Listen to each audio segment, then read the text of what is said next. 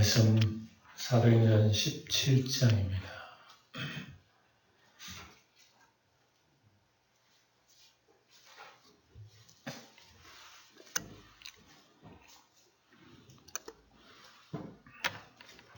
사도행전 17장 28절 보겠습니다. 28절 우리가 그를 힘입어 살며 기동하며 존재하느니라. 너희 시인 중 어떤 사람들의 말과 같이 우리가 그의 소생이라 하니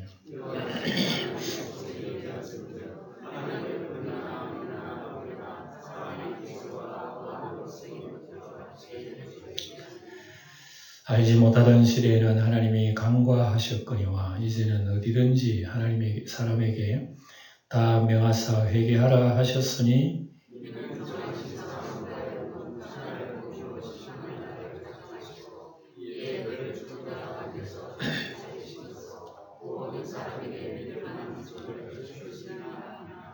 아멘. 거기까지 보겠습니다. 지난 시간 다시 한번 생각해 봅시다. 베레아까지 내려왔습니다.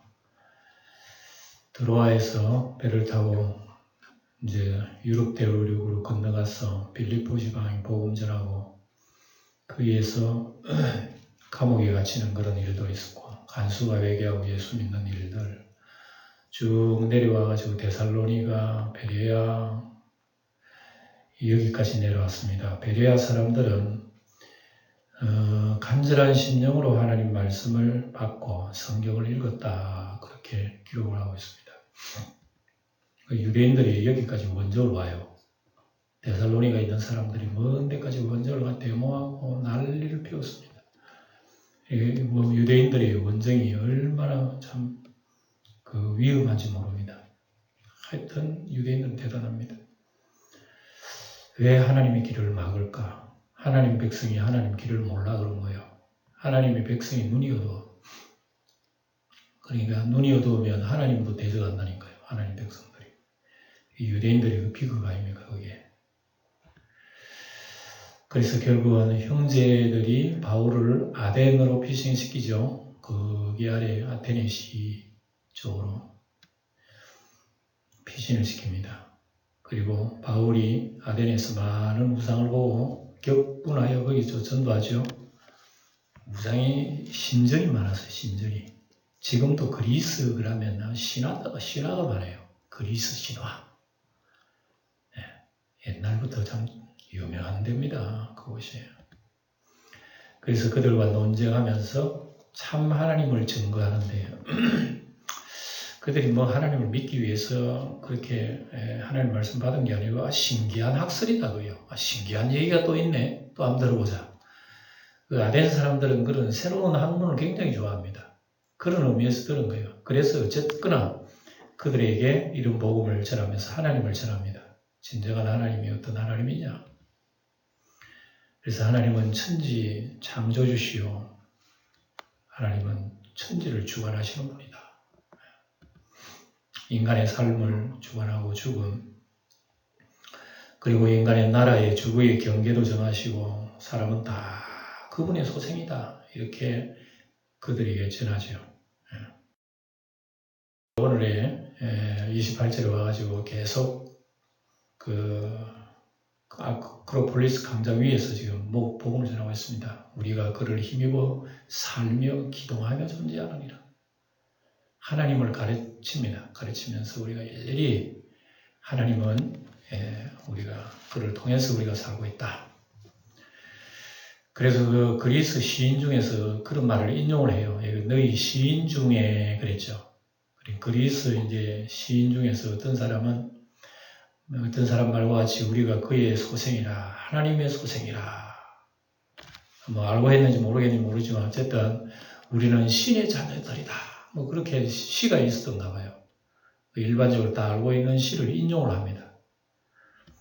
그래서 자녀와 부모와의 관계, 사람과 하나님은 이러한 관계 속에 존재한다 그죠. 나를 낳은 나 부모, 그 부모를 낳은 그 위에 할아버지, 할머니, 그 위에 또 낳으신 분 쭉 올라가면 결과적으로 누가 있습니까? 아담 하와 위에 누가 있어요? 하나님이다. 그러니까 하나님으로 말미암아 우리 인생이 존재하고 계속 후손이 번성한다. 그런 나라의 경계도 마찬가지고 하나님의 이러한 관계 속에서 우리에게 존재하시는 분이다. 하나님 눈에 안 보이지만 다 지금 하나님 존재하고 계시다. 그걸 얘기하는 겁니다. 그래서 당시 지혜로운 시인의 말을 인용하면서 사람은 하나님의 자녀라 함이 맞다고 증명합니다. 그래서 29절 이와 같이 하나님의 소생이 되었은즉 하나님을 금이나 은이나 돌에다가 사람의 기술과 고안으로 새긴 것들과 같이 여길 것이 아니니라. 아주 대단한 말씀이에요. 그 당시인 그리스는 아주 우상들이 많아가지고 별별 우상 다 만들어 놓고 절하고 섬기고 빌고, 그래서 하나님을 갖다가 그런 데다가 만드는 게 아닙니다. 그거는 참 하나님이 아니에요. 인간이 만드는 겁니다. 뭐 이런 식으로 얘기한 게 있죠. 그래서 우리가 알지 못할 때는, 알지 못하던 시대는 하나님이 간과하셨다는 얘기입니다. 이제는 어디든지 사람에게 명하여 회개하라. 이제 참 하나님께서 이제 말씀하신다. 그러니까 예수 그리스도 이전에는 뭐 그런 거라도 무식하니까, 인간들이 무지하니까 하나님 그냥 넘어갔다. 때로는 하나님 벌도 주시기도 참 하나님이라는 살아계신 증거도 하시지만, 그러나 그런 대로 하나님 넘어간 거야, 지금 옛날에는. 그러나 지금은 하나님의 아들이 오셔서 직접 우리에게 얘기하시는 거야. 하면서 예수님의 시대에는 인간이 그분에게 죄를 회개해야 됩니다. 하나님 몰랐던 거 회개하고 죄 지은 거 회개하고 이제는 하나님 품으로 돌아와야 됩니다. 하는 걸 얘기하는 거죠. 그래 예수님 얘기는 안 해요. 뭐 예수님 하나님도 모르고 있는데 예수까지 얘기해가지고 어떻게 합니까? 그래서 이제 이는 정하신 사람으로 하여금 천하를 공의로 심판할 날을 작정하셨다. 이건 굉장히 새로운 거거든요. 하나님은요 사람을 심판하십니다. 반드시 이 세상을 심판하셔요. 하고 그런 얘기를 합니다. 그래서 작정하시고 그를 죽은 자 가운데서 살리신 것으로 모든 사람에게 믿을 만한 증거를 주셨음이니라. 하나님의 아들을 비추죠. 하나님의 아들 죽었다가 살아나신 그분. 이 하나님의 아들이 바로 우리에게 모든 증거를, 하나님이 세상을 심판하신다는 증거입니다. 이 하나님의 아들은 우리에게는 구원의 복음이지만 하나님 앞에 믿지 않는 사람이 하나님 심판입니다. 하는 걸 얘기합니다. 인간에게는 최후의 심판이 정해져 있다. 누구나 놀라운 복음입니다. 들어야 되는 거죠. 사람은 이걸 모르잖아요. 하나님이 알려주셔서 우리가 전파하고 있는 겁니다. 그래서 최후의 심판 때 누가 구원받을 수 있습니까? 인간의 의로는 구원받을 수 없습니다. 오직 회개하고 부활하신 예수를 믿음으로 영접할 때 구원받는다. 뭐 이런 것까지 일일이 다 얘기를 하지 않고 이런 그 심판에 대해서 강조하고 있는 말씀입니다. 그래서 로마서 3장에는 뭐라 그럽니까? 모든 사람이 죄를 범하였으니 하나님의 영광에 이르지 못하더니 그리스도 예수 안에 있는 성령으로 말미암아 하나님의 은혜로 값없이 의롭다심을 얻은 자 되었다. 여러분, 로마서 3장 23절 같은 이런 말씀들은요, 성령이 우리 안에 있는 보혜사가 지혜를 주신 겁니다. 예수님 당시에도 이런 말이 없었어요. 그러나 사도시대에 와가지고 아주 세밀한 걸 얘기하십니다. 그래, 사람 속에 있는 죄를 범하기도 하나님의 영광에 이르지 못한다. 예수님 안에서 속량으로 우리가 하나님 앞 값없이 의롭다 받다. 이건 다 보혜사 성령이 우리에게 가르쳐 주신 거예요. 그래서 바울은 여기서는 아직까지 이런 깊은 얘기를 할 수 없죠.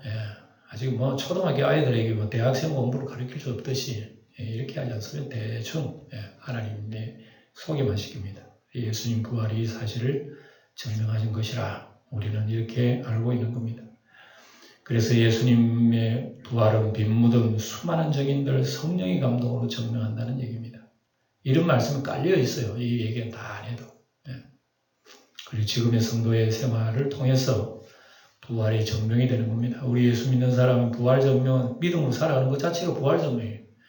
소망을 가지고 사랑을 가지고 주의 평화를 가지고 살아가는 예수 믿는 삶이 우리 예수님의 부활을 증언하는 거란 말입니다. 우리가. 그러니까 우리 속에 내가 증언하는 우리 속에 있는 주의 영이 우리로 하여금 증언하게 하는 이런 우리가 믿음을. 그들이 죽은 자의 부활을 듣고 어떤 사람은 조롱도 하고 어떤 사람은 이 일에 대하여 내 말을 다시 듣겠다. 희한한 소리 들었거든. 사람이 죽으면 뭐 부활을 해? 이런 소리를 들으니까 여기 그리스 사람들이 얼마나 신기하게 생각해. 뭐 그런 게 있나? 어? 조금 덥다. 집사님. 내만 덥나? 조금 약간 시원하게 좀 해놔놓으세요. 더우면요. 졸리지도 않아. 조금 졸도록 해놔놓으세요. 시원하게. 조세요? 시원하니까.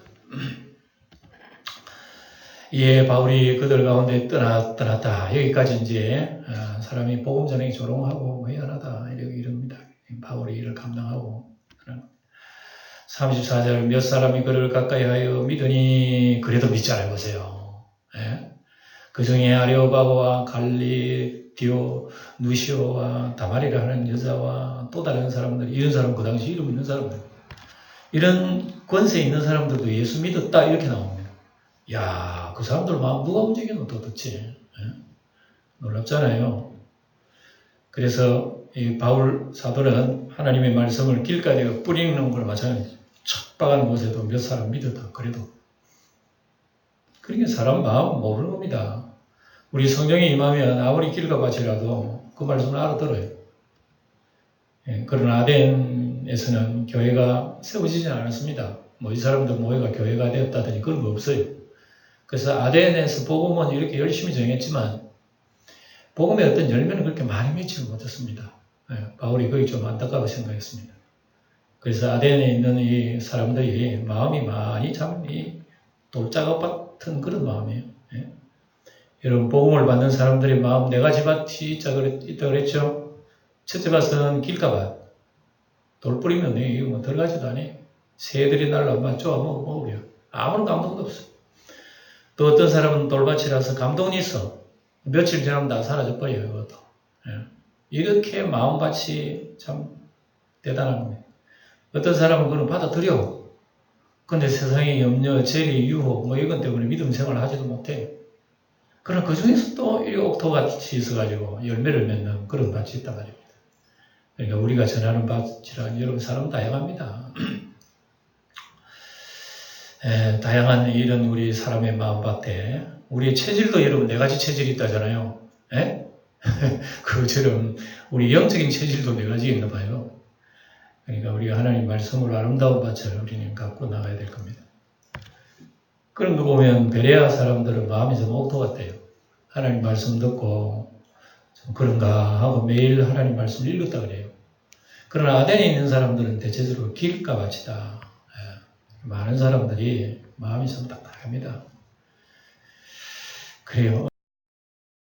18장으로 넘어갑니다. 넘어가면 아덴에서 어디로 옮깁니까? 바울이. 그 후에 바울이 아덴을 떠나 고린도로 간 겁니다. 아덴에서는 별 많은 어떤 결실을 보지 못하고 그 다음에 이제 고린도로 넘어갑니다. 고린도로 넘어가는데 고린도는 어떤 곳인고 당시로 말하면 고린도 인구 한 60만 명 됐다 그래요. 대도시죠. 그러니까. 예? 그 당시에 고린도 인구 60만 명 대도시입니다. 어마어마한 도시죠. 상업과 향락의 도시입니다. 대체적으로 이 항구 도시이기 때문에 도덕적으로 아주 문란해요. 극히 타락한 도시입니다.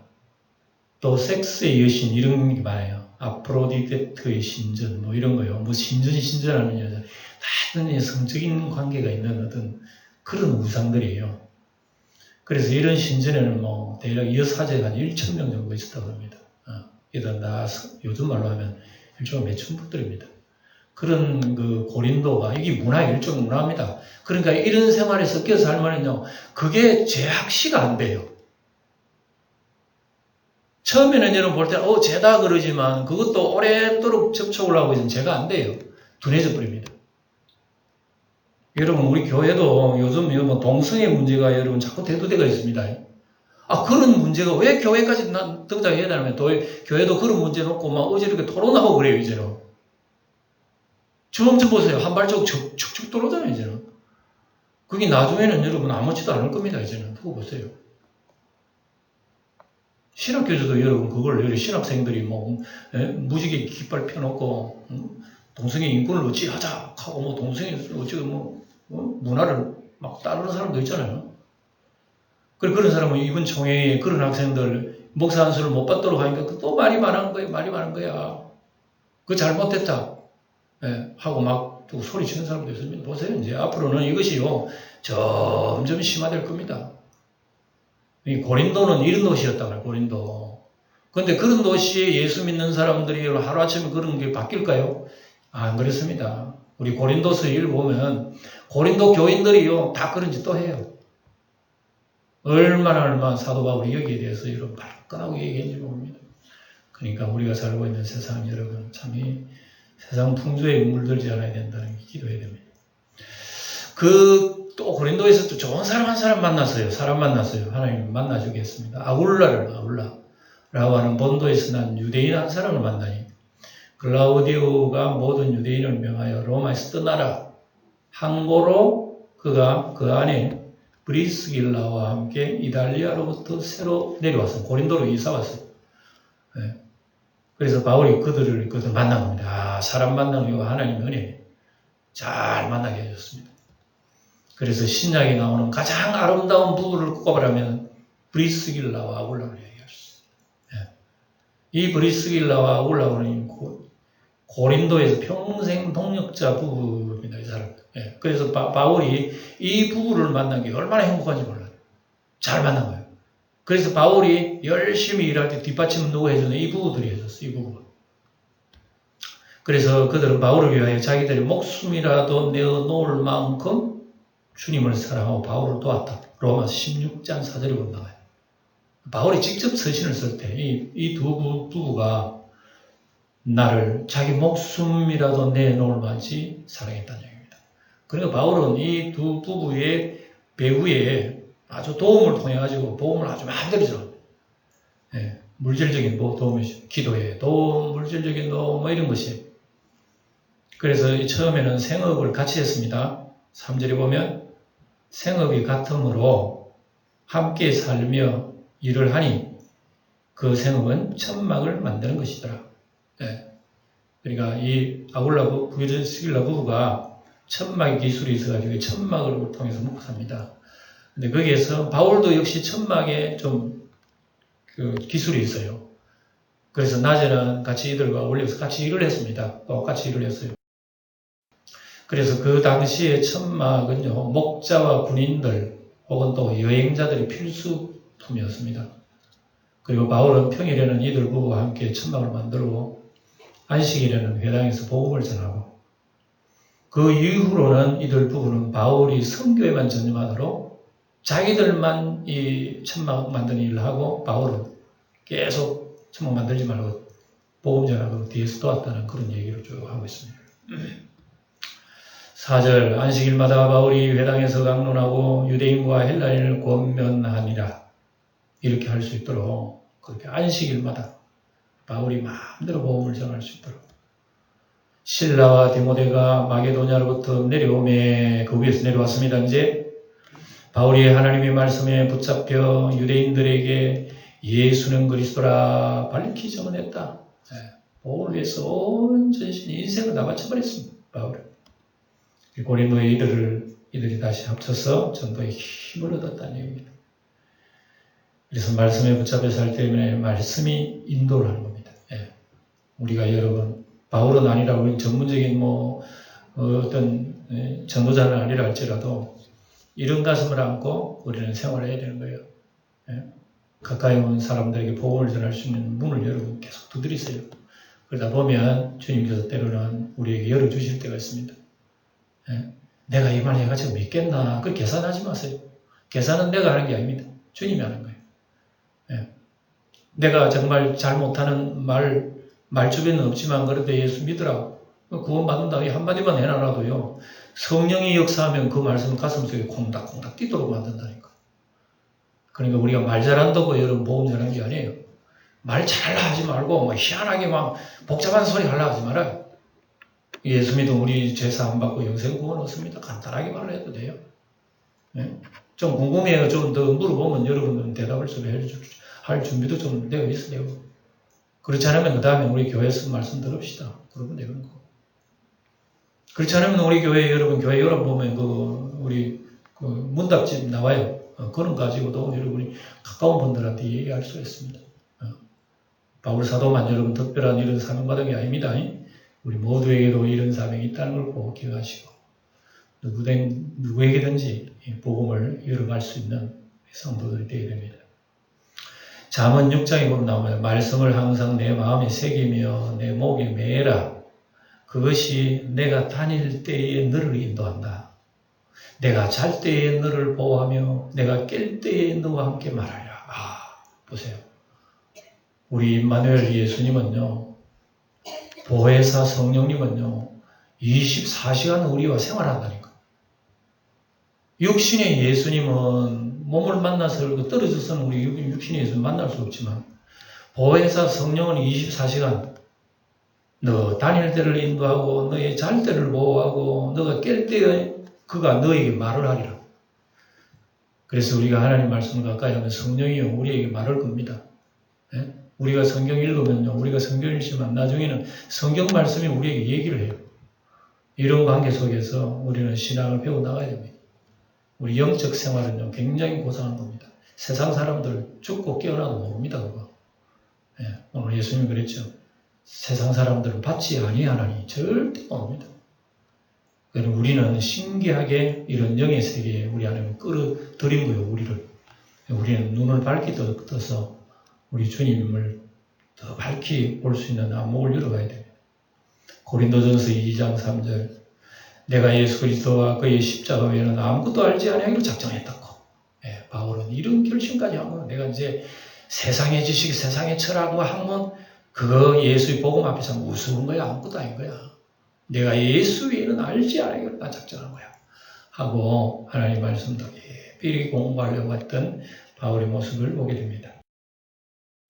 그들이 대적하여 비방합니다. 바울이 옷을 덜면서 이르되 너희 피가 너희 머리로 돌아갈 것이요 나는 깨끗하니라. 이후에는 이방인으로 가리라. 어디든지 유대인들이 바울 따라다니면서 반대하고 데모하고 마귀들은 항상 그렇게 되어 있다. 예. 그래서 여러분 복음 다 믿는 게 아닙니다. 여러분 복음 저는 핀잔하는 사람도 있고 어떤 사람 웃기네 하는 사람도 있고 그러니까 여러분 이런 것을 생각하면서 우리 경험해 나가야 되고 주님 선한 도구로 사용되어 나가야 됩니다. 어디서든지 유대인 하나같이밖에 하고요. 전도자는 더 이상 책임이 없습니다. 복음은 이방인으로 가는 거예요. 당신들이 안 믿은 것은 당신들 책임이에요. 이제는 더 이상 당신들의 귀에는 이런 소리가 안 들려올 거야. 나는 간다. 주님 인도대로 이방인으로 간다. 아무리 유대인들이도 유대인들 받아야지. 그럼 이방인 가는 겁니다. 그래서 이방인들이 내버리는 돌이라 머릿돌은 멀리 21세기 우리 대한민국 우리까지 왔잖아요. 우리는 예수님 본 적도 없고 뭐 사도들 소리 직접 들은 적도 없어. 멀리 2000년 전에 얘기한 그 메아리가 지금 예수 믿어 구원받아라 예수 믿어 우리 기전에 지금 들리는. 그리고 우리가 지금 우리가 예수 믿는 여러분 복되지 않습니까? 저희 영이 우리를 인도하신 거예요. 자, 떠나면 거기서도 옮겨 하나님을 경외하는 디도 유스도라 하는 사람의 집에 들어가니 그 집은 회당 옆이라. 유스도라고 하는 이 청년도 만났습니다. 고린도에서. 유스도는 이방인으로서 하나님을 공개하는 참 놀랍습니다. 이방인인데 하나님을 참 하나님이 하시면 뭐 희한한 역사가 일어나는 겁니다. 또 회당장 그리스보가 온 집안과 더불어 주를 믿으며 수많은 고린도 사람들도 듣고 세례를 받더라. 고린도에서는요 많은 사람들이 믿습니다. 아주 열매가 주렁주렁 맺어져요. 주렁주렁 맺습니다. 복음의 힘이 아주 고린도에 강하게 역사네요. 아덴에서는 좀 역사가 좀 강하지 못했어요. 그런데 고린도에서는 아주 강하게 성령의 역사입니다. 이건 주님의 뜻입니다. 왜 우리 대한민국 여러분 기독교 100년 역사 넘었는데 1200만 명 기독교인이 헤아리죠. 기독교 역사에 이렇게 부흥한 적이 여러분 없었다잖아요. 유구동성으로 교회 역사학자들이. 우리나라에 진짜 복받았나요? 복받았는데 그 복을 유지하지 못하는 게 너무 좀 안타까워요. 오늘날은 여러분 우리가 너무 풍족한 가운데서 믿음 다 잃어버리고 살아요. 하나님 주신 풍성함을 세상 편하다고 해서 우리 너무 예수를 편하게 믿어버려요. 이게 하나의 정말 은혜 속에서 잘못된 거예요. 우리. 오늘날 북한 땅에는 여러분 18뼈가 있습니다. 그런 가운데서 믿음 지키는 사람도 있어요. 정말 불행한 땅이라고 생각할 수 있지만 그곳에 믿음 지키는 사람이 있는 건 그것도 없어요.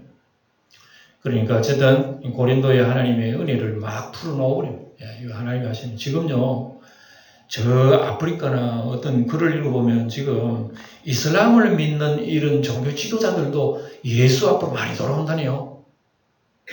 끝까지 기도해야 됩니다. 우리 기도가 하나님 뜻을 이루어요. 오늘 우리 조건사님 참 멋진 기도했어. 북한에 있는 핵폭탄을 뭘로 만들어? 돌덩이가 되게 하옵소서. 와, 진짜 멋진 기도예요. 멋진 기도예요. 따라해봅시다. 북한에 있는 핵폭탄을 돌덩이가 되게 하옵소서. 야, 멋진 기도다. 나도 기도할 때만 그래야지. 꼭 그래야 돼. 하나님 핵폭탄 돌덩이가 되게. 여러분, 이게 하나님이 우리가 이 기도를 하나님을 통해서 들으시고 나간다. 그러니까 우리가 복음 전하지 못하는 곳이 있으면 할 일은 다른 거 없어. 기도하면 되는 거예요. 하나님, 저 북한은 핵폭탄을 만드는데 우리는 복음 폭탄을 만들게 하고. 막 이래가지고 막 전배. 자, 9절 밤에 주께서 환상 가운데 바울에게 말씀하시되 두려워하지 말라, 침묵하지 말라. 야, 이때 주님이 나타나셨어요. 여러분도 어려울 때 주님이 금방 나타나 주시면 좋겠죠. 저도 참 그러면 좋겠어요. 그런데요, 우리는 말씀 보고 내 말씀인 줄 믿어야 되는 거예요. 바울이 이 말씀 보고 역시 이 말씀은 나에게 하신 말씀이구나 하는 걸 우리가 믿는 거예요. 그래서 바울에게 나타났습니다. 바울이 아주 용기를 받아. 그러니까 여러분 반대를 많이 한 곳은요, 복음을 아무리 전해도 돌아서는 여러분 내가 이 지역에 못 있겠다. 이게 낙심이 돼요. 그래서 바울은 알게 모르게 낙심이 된 거예요. 이렇게 반대하는데 내가 견디겠나 할 때 그날 밤에 주님이 환상에 나타난 거예요. 바울 걱정하지 마. 바울이 또 용기를 가지는 거예요. 이 속에 하나님의 영이 역사한단 말입니다. 놀랍잖아요. 그래서 들으면 믿으면서 남으로 침묵하지 말고 우리는 계속 하나님 말씀 듣고 전하는 겁니다. 그래서 바울은 고린도에서 약하며 두려워하며 떨었다고 고린도전서 2장에 보면 내가 고린도에 복음 전할 때 얼마나 약했는지 두려워하면 떨었다고. 그리고 굉장히 참 마음이 약했다는 걸 알 수 있어요. 이때에 하나님께서 나타나셨잖아. 바울아, 용기를 가져. 잘했어. 그럼 우리에게도 언제나 우리 주님의 이런 칭찬이 우리 귀천에 들려야 할 것입니다. 극심한 박해, 혹시 자기 지식 자랑이 나타날까봐 두려워했다는 겁니다. 나 오직 예수 복음만 전해야지. 괜히 내 배운 학문이나면 그들 끄집어내놓고 철학이나 끄집어내 그런 말 하지 마. 설교할 때는 지식이 있는 체 하지 마. 설교자들 잘못하는 그런 거 중에 하나예요. 무슨 배운 체하고 자기 책 많이 읽은 체하고 이러면 설교자가 자격이 없어. 설교자는 오직 하나님 말씀 속에 그 속에 성령이 뭐라고 얘기하시는 귀를 기울여야 된다. 그래서 10절에 보면 내가 너와 함께 있겠다. 어떤 사람도 너를 대적하여 해롭게 할 자가 없을 것이니 이는 이 성중에 내 백성이 많음이라. 와, 이 소리는 놀라운 계시입니다. 고린도에 하나님 백성이 많다는 건 처음 들었어. 바울이 아마 그런 생각을 나는 그런 줄 몰랐는데 주님이 내 백성이 많다고 그러잖아요. 우리 영주에도 아직도 하나님 믿어야 할 내 백성이 많은 거예요. 우리가 이런 생각하면서 기도해야 할 것입니다. 주님의 말씀만이 바울의 용기와 능력이었다. 오늘 우리에게도 하나님 말씀, 주의 성령, 이건 우리를 강하게 하는 하나님 말씀이에요. 무장해야 됩니다. 11절 1년 6개월을 머물며 얼마 동안 머물렀다고? 1년 6개월 동안 머물며 그들 가운데 하나님 말씀을 가르쳤다. 그래서 오래 1년 6개월은 그 당시는 바울 입장 굉장히 오래 머문 기간이에요. 늘 이게 댕기면서 복음 전하는 사람 한 곳에 1년 6개월 머물렀다는 대단합니다. 1년 6개월 동안 아무도 안 가지 머물고 살아는 거기에. 누가 받침했다고요? 브리스길라와 아굴라 부부가 늘 자기들은 땀 흘려 돈 벌면서 이렇게 먹는 걸 다 제공을 하고 이랬더니 브리스길라 아굴라도 대단한 지식이 있어요. 이 사람은 성경 지식이 있어요. 나중에 뒤에 가보면은 유명한 뭡니까 에베소의 유명한 교회 지도자도 가르치고 해요. 대단한 참 지식이 있는 두 부분입니다. 자, 이 당시 디모데를 데살로니가로 보냅니다. 고린도에서 보면 데살로니가가 복잡한 도시고 굉장히 상당히 유대인들이 반대가 많은 핍박이 많은 그 도시죠. 그런데 디모데를 거기에 다시 보냅니다. 보내가지고 그 믿는 사람들이 모여 있으니까 그들을 가르치라. 잠시라도 믿는 사람을 그냥 놔두면 안 돼. 항상 우린 교회에서 하나님 말씀 들어야 되고 예배 드려야 되고 이렇게 성도의 교제를 통해서 신앙을 배워나가야 된단 말입니다. 올라가라. 그래서 데살로니가 박해와 재림 문제를 알게 됩니다. 박해에 있는 그때 예수 재림도 가르치고 그럽니다. 여러분 견뎌나갑시다. 주님 다시 오십니다. 이런 걸 통해서 데살로니가 교인들이 굉장히 나중에 칭찬받습니다. 잘했다. 진짜 잘했다. 데살로니가 교인들 진짜 주님 오면은 너희들이 나의 영광이다 하고 바울은 그렇게 칭찬해 줍니다. 그래서 이제 디모데를 보내가지고 그들의 신앙을 또 일으키고 또 교회를 부흥시키고 있는. 자, 이렇게 해서 오늘 보면 데살로니가 전후서를 이 고린도에서 기록을 해요. 바울이요. 기록을 디모데는 데살로니가 전서를 들고 저 윗지방도 올라갑니다. 데살로니가 전서를 받아가지고 전합니다. 그 데살로니가 사람들이 그 서신을 읽고 또 용기를 얻습니다. 야, 우리 주님께서 바울을 통해서 우리에게 또 말씀하시는구나. 그래서 데살로니가 가지고 있는 여러분 전후서는 바로 여기 쓴 거예요. 그래서 읽고 성도들은 용기 내고 기도하고 이런 사람들이요 성경 읽으면 받아 적어가지고 자기 호주머니 넣어댄 거 외워버립니다. 아예 그걸 꼭꼭 먹어버려요. 이런 말씀 그 당시 얼마나 대단한지 모릅니다.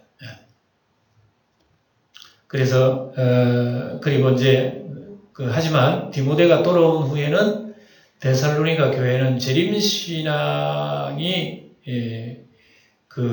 들떠가지고 어떤 사람은 주님이 다시 오시는 꼭 내년에 오실 것처럼 행동을 하는 사람이 있어요. 그 데살로니가 주님이 오신다. 여러분의 믿음 깨어 있으세요. 그랬는데 어떤 사람은 내년에 당장 올 것처럼 생각해가지고 우리말로 직장도 내버리고요. 일 안 하고 교회에서 좀 폐를 좀 끼치는 이런 사람도 많았어요. 왜? 교회 오면 사람들은 먹을 걸 좀 가져와가지고 같이 먹고 나누거든요. 그 일하기 싫은 사람 자기 일하러 교회에서 밥 먹으러 가는 거예요. 그러니까 바울 사도가 그러지 말아라. 여러분이 열심히 일하세요. 주님 내일 재림해도 오늘 한 그릇 나온 사과나무를 심으세요. 이런 식으로 열심히 독려를 했습니다. 근데 이제 그걸 잘못 알고 있는 사람들은 내일 재림하니까 오늘 흰 옷 입고 기도원 가야 되겠다 하면서 주여 그런다. 그러지 말라는 겁니다. 그런 말씀들이 데살로니가 전후서에 자세히 보면은 그걸 알 수가 있어요. 그래서 교회 상황이 호전되지 않고 그 서신으로 인한 오해마저도 막 발생하기도 했습니다. 그래서 이를 시정하기 위해서 또 두 번째 서신을 또 보내는 것이 데살로니가 후서를 또 보내게 됩니다. 데살로니가 교회가요, 참 박해를 많이 받았지만 견뎌냈어요. 견뎌냈지만 또 한 가지 잘못된 게 있는 거야. 재림신앙을 너무나 이단시 해버리는 거야. 이단처럼 해버리는 거야. 그러니까 이게 좀 방향이 잘못된 거예요. 여러분 원래 이단들이 빠진 사람들은 여러분 아세요. 신앙생활을 아주 열심히 한 사람이 이단에 빠집니다. 보세요. 이단이 열심히 있는 사람 빠진다니까. 그렇다고 해서 여러분 여러분 열심히 없다는 소리는 아닙니다. 오해 마세요. 근데 대체적으로 그런 사람이 많다는 얘기입니다. 그러다 보면은 열심히 한 가지는 있는데 잘못된 방향이 있는 거야. 그런 것까지 좀 조절을 해 나가야 되는데 이단에 빠진 사람은 그걸 좀 여러분 조절을 못 해요. 그만 열심히 있으면 되는 줄 알아.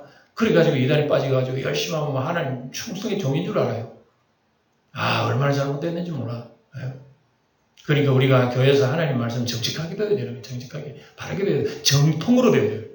그래서 우리 사도신경을 중심으로 한 교회 성경 말씀 정통으로 배워 안 나가면 중간에서 무슨 말을 하더라도 누가 카드라는 소리를 막 듣고 그런가 하고 성경이 이렇게 해서 해야 되는구나 하고 엉뚱한 이상한 자유주의 성경 지식이 막 튀어나오게 돼요. 이런 데 빠지는 사람이 있습니다. 데살로니가 교회는 참 좋은데 이런 재림신앙에 관해서 약간 잘못된 걸 바울이 지금 수정을 합니다. 데살로니가 후서에 보면 자세하게 기록을 해놓고 있습니다. 그걸 여러분 기억하시고 자 오늘 정리하고 오늘 마무리합시다. 자, 오늘 읽은 말씀 우리가 크게 몇 가지로 보면 예수님 시대는 회개하고 하나님께 돌아와야 할 시대입니다. 예수님이 이전에는 사람들이 아무것도 몰랐지만은 이제는 예수님 시대에는 회개해야 됩니다. 회개하고 여러분들 예수님 영접하세요. 그분이 우리의 죄를 사하신 분입니다. 이거 하나님이 이렇게 내놓으신 겁니다. 여러분 믿으면 하나님이 자녀가 되는 권세를 주십니다. 믿으세요. 아, 그렇습니까? 내가 죄인입니다. 나 예수님 믿습니다. 나도 하나님 자녀 되는 권세 주세요. 하고 이 줄이 영접하면 하나님 자녀가 된단 말이에요. 예. 사람들은 그걸 여러분 아주 우습게 여기잖아요. 그래서 인간에게 최후의 심판을 정해놓았습니다. 반드시 있습니다. 바울 사도는 그 아덴에 가가지고 최후의 심판이 있다. 하나님 심판하신다. 세상에 아무리 신들이 있어도 세상 심판하는 신은 없어. 그러나 하나님은 반드시 심판하신다. 여러분 기억하세요 하고 하나님 앞에 얘기하고 돌아오라고 얘기하는 겁니다. 그 다음에 세 번째는 인간의 의로는 구원받을 수 없다는 얘기죠. 여러분 아무리 신 앞에서 빌어보세요. 무슨 일을 해도 신이요 우리 죄를 사하거나 무슨 구원해 주지 않습니다. 오직 회개하고 부활하신 예수를 믿음으로 우리가 영생 구원을 얻는다고 하는 말씀을 그들에게 하신 것이죠. 또 바울은 고린도에서 평생 동역자 부부를 만난 겁니다. 우리 여러분 신앙의 친구 잘 만난 건 얼마나 좋은 줄 모릅니다. 뭐 교회가 보면 사람이 많다고 다 좋은 게 아니라 가까운 사람들이 나의 신앙의 동역자라고 하는 게 굉장히 중요한 거예요. 그래서 우리 구역에 여러분 신앙의 좋은 동역자 되기를 위해서 기도하세요. 나도 저분에게 귀한 동역자 되게 하세요. 저분도 나에게 귀한 동역자 되게 하세요. 우리 이런 기도가 기도의 제목 아닙니까? 우리 성도들끼리 우리 천국 가는 날까지 아름다고 좋은 우리 성령의 친구들이 될 수 있도록 우리는 기도해야 할 것입니다. 그리고 주님 말씀만이 바울의 용기와 능력이라는 거 기억하세요. 우리 예수님이 꿈이 안 나타나셔서 이런 말씀 다 해주시는 거예요. 아, 그래요? 그리고 우리는 하는 말씀 펼쳐보면 꼭 주의 말씀이 우리 귀전에 바로 들리는 거예요. 이걸 가슴 속에 갖고 우리도 바울은 아니지만 조금 우리의 복음의 향기를 가까운 분들에게 나타낼 수 있는 그런 사명으로 승리하는 우리 모두가 되시기를. 다 같이 기도하고 같이 돌아가겠습니다. 자비로우시고 은혜로우신 하나님, 인간의 무지와 죄를 알지 못하던 시대에는 크게 나무라지 아니하였으나 이제 어디서나 하나님의 아들 부활하신 예수님을 믿고 회개하여 돌아오면 죄사함과 하나님의 자녀가 되는 권세를 주셨으니 구원의 복음이 땅끝까지 이르게 하옵소서. 지금도 어둠 속에 있으나 최후의 심판을 알지 못하는 이웃들에게 우리 서로 동력자가 되어 또 복음을 전하게 하옵소서. 오직 말씀에 사로잡혀 성령으로 행하게 하옵소서. 우리 주 예수님의 이름으로 기도하옵나이다.